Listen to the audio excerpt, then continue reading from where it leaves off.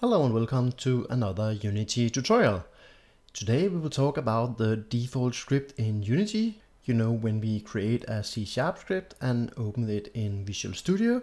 This is just a template and we can edit it just as much as we like. For example, when I work for clients, my C# template would look something like this. In the beginning I will write my name and maybe some copyright stuff.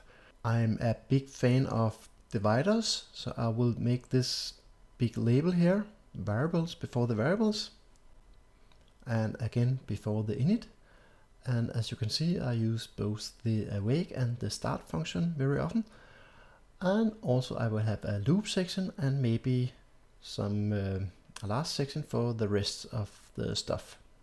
But anyway, it's up to you what you prefer. So let's have a look at how we change the default script. You will find the script templates at this path.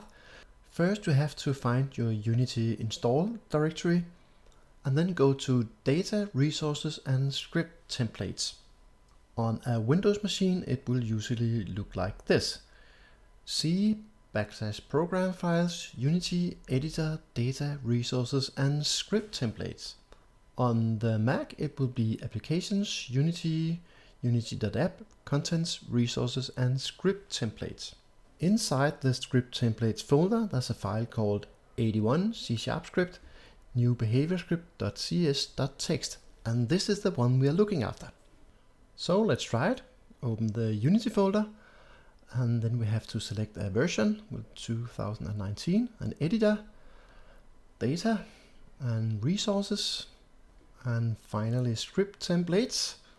And inside that we have our famous 81 C# script, new behavior script.cs file. It's the first one.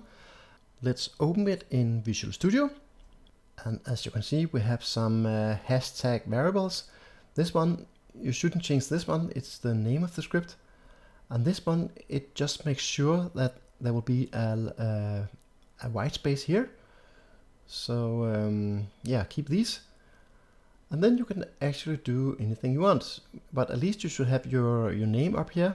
If you work in a team, it's quite important. And that's it. Remember to save when you are done and you have a new template.